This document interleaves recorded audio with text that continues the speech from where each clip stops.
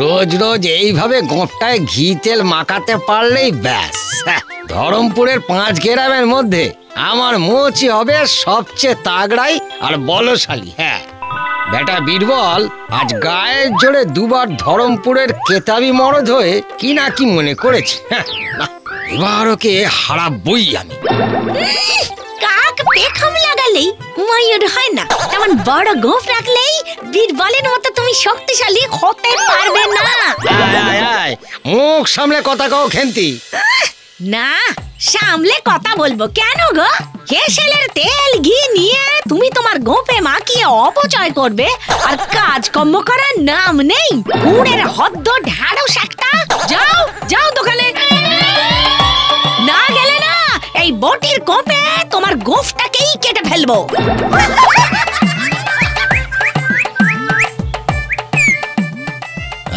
গোপ রাখা হলো সাধনা। মাঠে ঘাটে ধুলো জলে কাজ করলে এতদিনে আমার এমন পেজাপতির মতো গোঁপটা একটা ওই ফুটকিতে গিয়ে ঠেকত। ওরকম গোঁপ তো অনেকেই রাখতে পারে গো গপু দাদা। গপু দাদা, এই দেখো না, আমারও আছে। আছে। আমার গোঁফের নামে আর একটা বাজে কথা বললে না, এমন গুতিয়ে দেব। ওই গোঁপ আমার সাধনা, বুঝলে? ওই খ্যাংরা ঝাঁটা গোঁপ নাকি সাধনা? অমন তো আমাদের বিশে পাগলারও আছে। একদম, তাও যদি গোঁপটা সোনার হতো।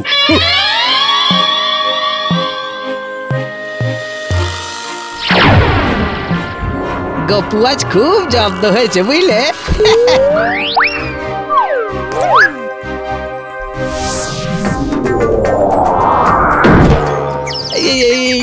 এটা কি হলো? হ্যাঁ, চোখের সামনে কেমন যেন সর্ষে ফুল দুলছে। এই কে এমন দিনে দুপুরে আমার চোখে সর্ষে ফুল দেখালে বলো দেখি? হ্যাঁ, আমি গোপীনাথ বাগচি। গুপে হতচ্ছাড়া তুই? আমি থামো। গোপীনাথ শুধু গোঁপ বাড়াতেই নয়, গলায় ফাঁস লাগাতেও জানে। কতটা মাথায় রেখো। চলো, আজ আমি প্রতিজ্ঞা করলুম যে আমি কত বড় গোঁপ সাধক সেটা আমি বোঝাবই।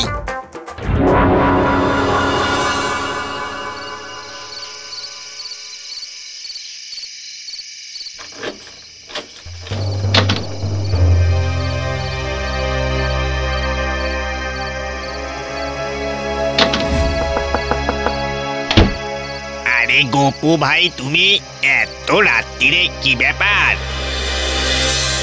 ও মা, এসব নিয়ে তো সকালে দোকানে এলে পারতে। তা কভরি আছে এতে? ওজন করে নাও। শোনো, দোকানে সবার সামনে এই কাজ হবে না, বুঝলে? সূর্যে ওঠার আগে কাজটা করতে হবে। বন্ধক দেবে না ভাঙবে? বাঁধাবো। বাঁধাবে? কি বাঁধাবে? কি বাঁধাবে? গোঁপ, গোঁপ, গোঁপ, আমার গোঁপ সবটা দিয়ে বেশ পুরু করে মোটা করে আমার গোঁপটাকে বাঁধাতে হবে। আর চুড়ি, নেকলেস, দুল সব বাঁধিয়েছি, কিন্তু গোঁপ তো বাপের জন্মে বাঁধায়নি গো। করনি তো করবে। ওই বীরবলের মুখের ওপর কালই আমি জবাব দেব।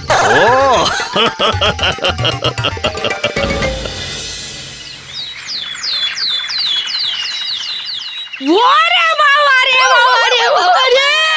এ আমার কি সর্বনাশ হলো গো! আমার গয়নার ওপর কোন বাটপারের নজর পড়লো গো! আহা, কি হয়েছে বলবে তো? সর্বনাশ হয়েছে গো! আমার সিন্দুক থেকে গয়নার বাস্কটারে কে চুরি করে নিচ্ছে গো! সে কি? আমার মতো কেতাবি মরদ মোড়ল মাতব্বর থাকতে আমারই গ্রামে চুরি? কিন্তু গপু কোথায়? খেন্তি, তোমার বর কোথায়? সত্যি তো, সকাল থেকে তো তারে দেখি নাই। সে কোথায়? কোথায় সে? আমি এখানে। ও মা, এই দিনের বেলা চাদর মুড়ি দিয়ে গেছিলে কোথায়? এদিকে তোমার ঘর কি কাণ্ড হয়েছে দেখো। আমার সব গয়না কোন পাজির পাঝালা চোর চুরি করে নিয়েছে জানো? এমন গাল দিও না তো। নিজের স্বামীকে কেউ গাল দেয়? মানে? হ্যাঁ, তোমার হার, দুল, চুড়ি আমি আমার গোপে লেপেছি। এই দেখো। হ্যাঁ,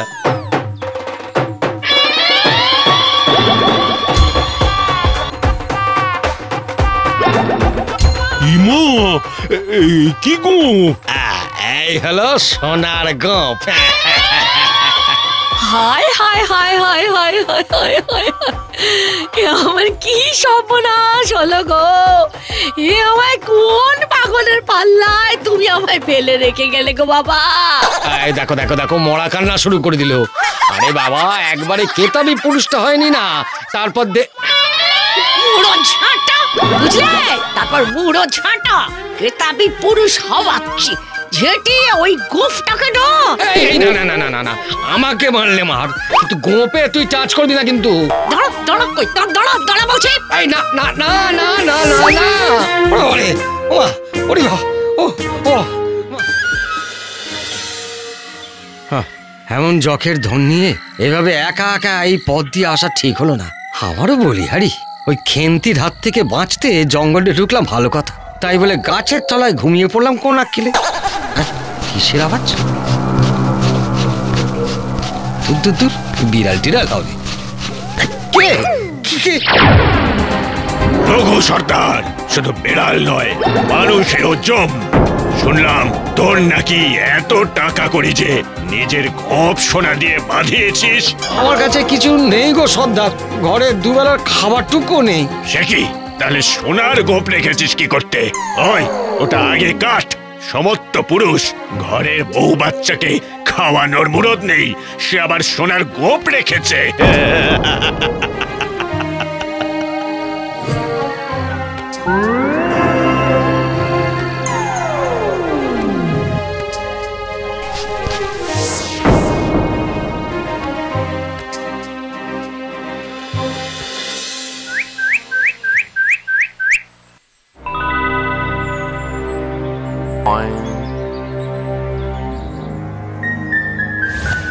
এই যে বলি, এই এত সকালে যাচ্ছ কোথায়? মাঠে, ওই চাষের কাজে। উমা, তোমার হলো কি? হেগু, কাল রাত্রিরে রঘু ডাকাতের খপ্পরেই পড়েছিলে তো নাকি মামদভূতের? শুনেছি ও নাকি মানুষের মতি গতি বদলে দিতে পারে। বাজে কথা না বলে সময় মতো খাবার নিয়ে আসিস। চিন্তা করিস না, আমার জন্য যা গেছে তা আমিই ফিরিয়ে দেবো। কিন্তু কিন্তু তোমার এই কেতাবি পুরুষ হওয়া কি হলো? হলো না, কারণ আমার সেই ক্ষমতাই নেই।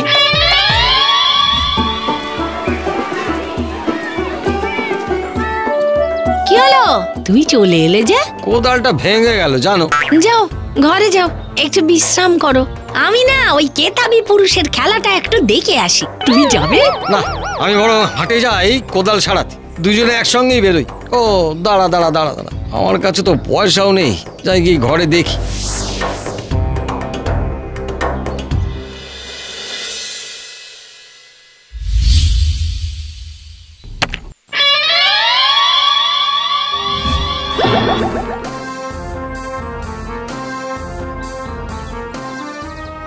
আমাকে আমাকে ক্ষমা করে দাও।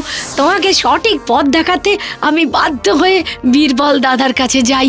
বীরবল দাদাই রঘু ডাকাতকে এই কাজটা করতে বলে। আমি আমি আমি অন্যায় করে ফেলেছি। না খেন্তি, তুই কোনো অন্যায় করিসনি। একজন সংসারী পুরুষের যেদিকে মন দেওয়া উচিত সেই দিকেই মন ঘুরিয়েছিস। এই গোপটাই না অভিশাপ, বুঝলি? ও আপদকে কাটিয়ে তুই ভালোই করেছিস। এবারে ধর্মপুরের কেদাবি পুরুষের সর্বশেষ এবং সবচেয়ে আকর্ষণীয় প্রতিযোগী আমাদের ধর্মপুরের গর্ব বীরবল সাহা। তিনি এবার পাগলা খেপা রাগে ফুঁসতে থাকা ষাঁড়কে নিজের বাহুবলের দ্বারা থামিয়ে তাকে শান্ত করার কেতা দেখাতে চলেছেন। জোরে হাততালি!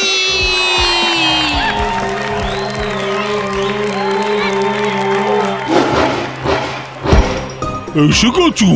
বেশ, এরপর আমার এক ছোঁয়াতেই ষাঁড় থেকে ব্যাং। এই সেরেছে, এত রং থাকতে আজই কর্তাকে লাল পড়তে হলো। হ্যাঁ, আরে কর্তা যেমন ভেবেছিল তেমন তো হবেই না, উল্টে এমন কিছু হবে যা কর্তা নিতে পারলে হয়।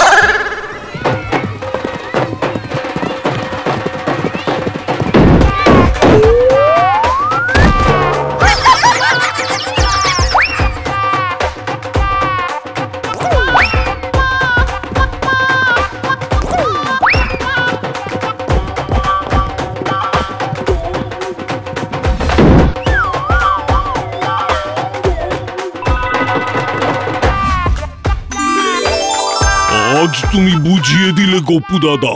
কেতাবি সে নয় যে নিজের কেতা, নিজের অহং বজায় রাখতে শুধু দেখিয়ে বেড়ায়, বরং কেতাবি পুরুষ সেই যে লোকের উপকারে নিজের কেতাকে কাজে লাগায়। আজ থেকে এ ধরমপুরের তুমি সেরা সেরা কেতাবি পুরুষ। জয় ধর্মপুরের সেরা সেরা কেতাবি পুরুষ গপু দাদার জয়। জয় ধর্মপুরের সেরা সেরা কেতাবি পুরুষ গপু দাদার জয়।